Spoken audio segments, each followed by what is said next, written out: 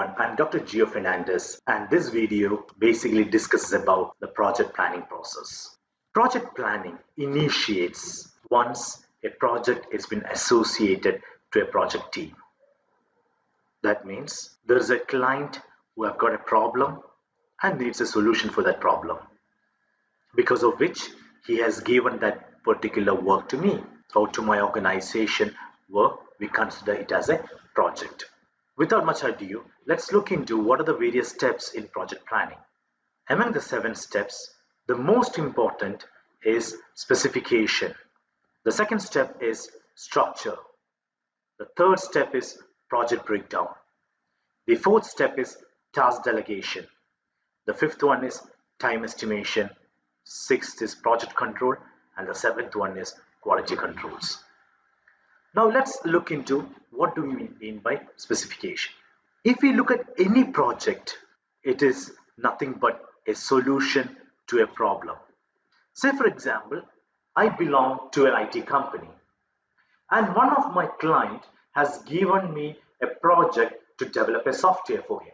The reason why he is developing a software is because he has got a problem and the software is a solution to that particular problem. Oh, let's take another example. One of the shopping malls in Ernakulam has got a problem. The problem was that they have got approximately 1800 car parking spaces in their mall, but unfortunately it was not fully utilized. People who gets into the shopping mall car parking goes out thinking that there is no space available, even though there were approximately 350 to 400 spaces available. So the problem was that on a day, on an average, there are approximately 300 to 400 car spaces being left vacant. And a car parking space left vacant means it's a loss for the shopping mall because it's a revenue generation area. So that was a problem. So they have developed a automation assisted car parking system where they basically use sensors and it guides the drivers to park the car on the free vacant lots, and it guides suggesting on which area there is a car parking space is available. It basically takes them there. So that's a solution. So for any project there is a problem and solution is the outcome of that particular project. So as a project team, first job is understanding the problem. So in specification, the very first step is to create a statement of the problem. Please mind, not the solution. Once you have the statement of the problem, you could sit with the client and understand what are the requirements. And it has to be clear, complete, and it should eliminate any kind of contradictions and misunderstandings. Once we specify the entire project, it normally contains errors. So let's look at what are some of the common errors that is being put across. The first one is the global context. In a project team, each person has been assigned a task. So I might not look at a larger perspective, or I might not look at a global perspective or a larger picture. I do whatever work has been assigned. And sometimes if I don't look at where do I fit or what is the larger picture, the work that's been done by me may be undone by someone else so that it can be fit properly into the project, or it might be duplicated. The next common error is interface. If we look at this, the customer wanted a swing with a tire, but when he explained it, the explanation went somewhere like this, and this is how it was installed. That means in a project, we all know that there are a lot of interface between the client and the project team, and the deliverables might not be appropriate. So the communication has to be perfect. Time scales, another source of error. The time frame has to be realistic in nature. For the sake of doing, don't come up with time frames. The externalities is another source of error. It's nothing but my work might be dependent on the work of others. So I should be very clear to those people that unless and until they give their work to me, after they complete their work, then only I'll be able to start. Unless and until I communicate it properly, if they're not giving it to me on time, automatically there's a delay in my project. The resources. That's again another source of error. The resources might not be available. The resources could be human, the resources could be capital, the resource could be energy, it could be entrepreneurship, management, time, it could be anything. So it might not be available. So these are some of the sources of error. So specification is a major step where you are supposed to understand the problem, where you are supposed to understand what is the requirement of the client, where you are supposed to be clear on understanding what exactly has to be done, because this is the base of your project. Now let's look at the second step. Once a specification is done, the role of the project manager is to create a structure. What are the tasks that has to be accomplished? What is the relationship of each task to the specification so as to achieve the desirable objectives? Who is going to do what? And when will it be done? Once a structure is being developed, it's like a plan which helps a particular team to understand how the work has to be done. And once a structure has been developed, it helps in developing the work breakdown structure. Now let's look into the third step, the project breakdown. Break the project into tasks. Break each task into subtasks and continue until all items are doable and understandable. Let's take an example, a common example. Construction of a house is a project. So we are gonna divide it into various tasks. The first one is piling. That's for the basement. The second one is constructing the structure. The third task could be plumbing. The fourth task could be putting the windows, the doors, etc. The fifth task could be electrical work. The sixth task could be interior designing. The seventh task could be putting tiles. The eighth task could be painting. Now let's break down it into subtasks. In piling, there has to be some contractors going to come up with the equipments. There has to be some people or contractors who's going to support you with the material. Let's take example of constructing the house, the structure. People, resources there, masons. There has to be people who's going to provide you material. There has to be a vendor, a cement vendor, a sand vendor, a vendor who's going to give you a brick. And once you're putting a particular structure, at particular area you have to put concreting, which again takes some subtask, concreting. Let's take painting. First, someone has to put the putty. That's a subtask. Second subtask could be the first coat of paint.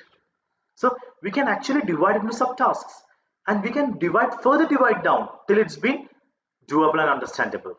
Once we have created the task and the subtask, the next task is to develop a work breakdown structure. In the work breakdown structure, this is the task. If you can see, planning. The subtask includes research audience, compile asset, survey audience, combine research, collect deliverables. On this column, you could see the status. Research audience is complete and whom the work has been assigned to, the start date. And you can see a progress chart here. We call this as a Gantt chart. It spells G-A-N-T-T, Gantt chart. On this again you can see a second task. You can see the subtask, that is this device plan. The second subtask is what we call as phase 1. This second subtask has further been divided into subtasks: approve plan, distribute plan, and get feedback. And the advantage with having a work breakdown structure is that we will be able to understand when was the start date and when was it completed. It can be shown here. In a work breakdown structure, there is a end date mentioned in terms of projected end date.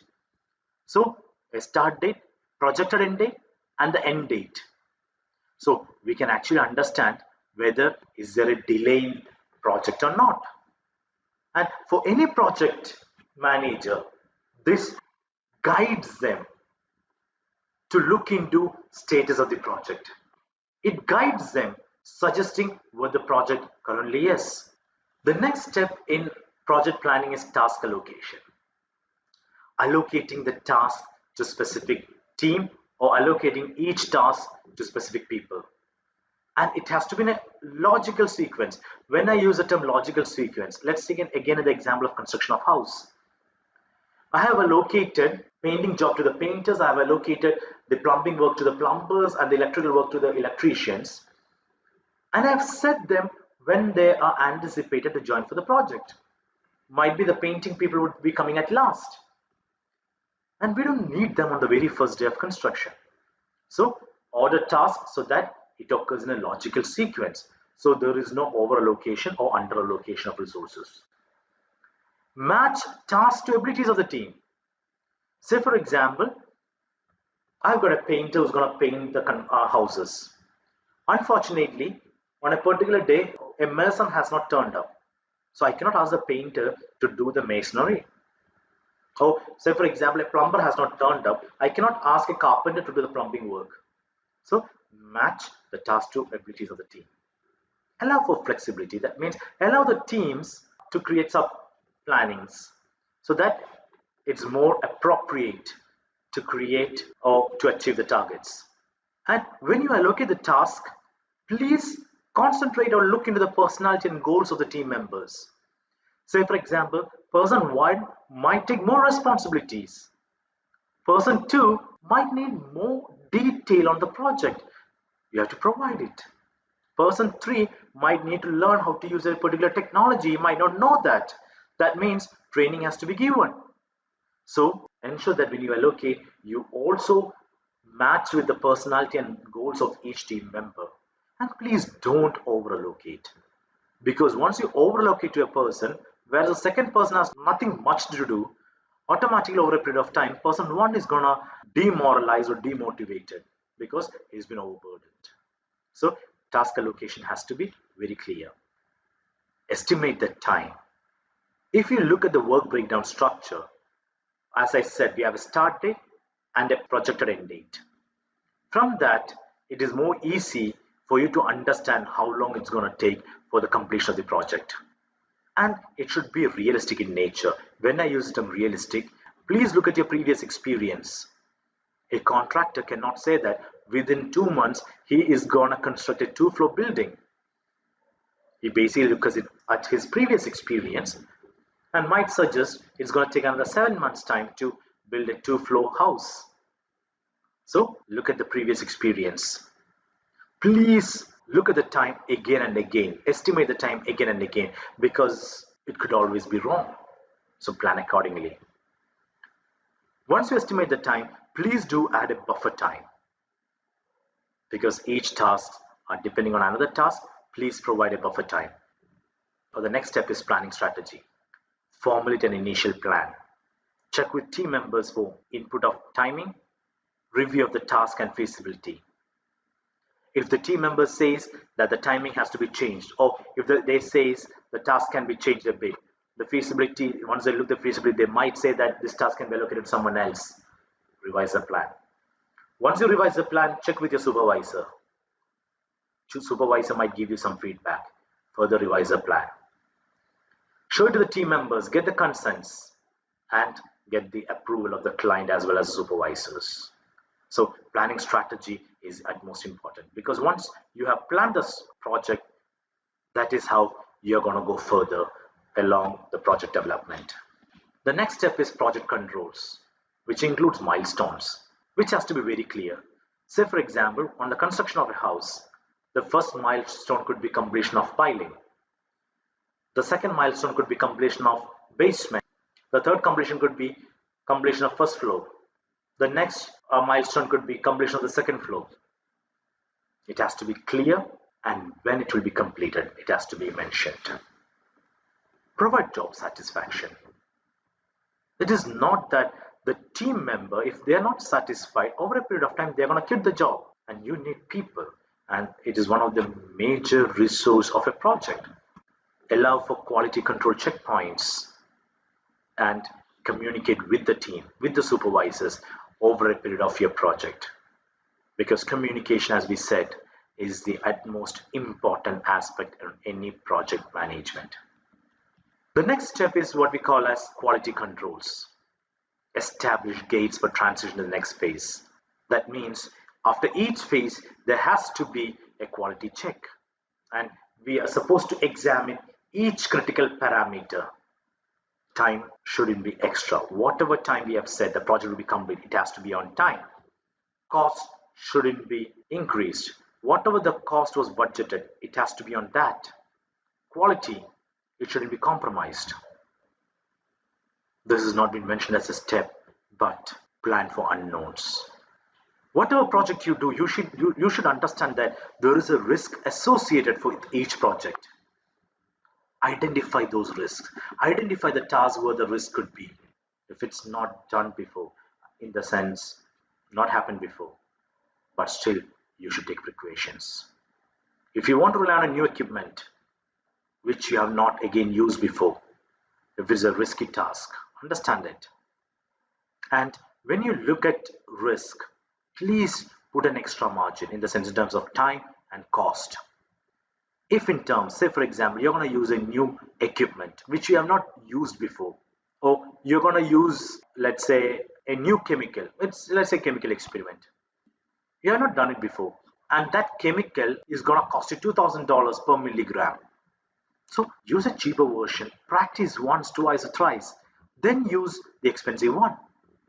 Once you practice, you know practice makes a man perfect.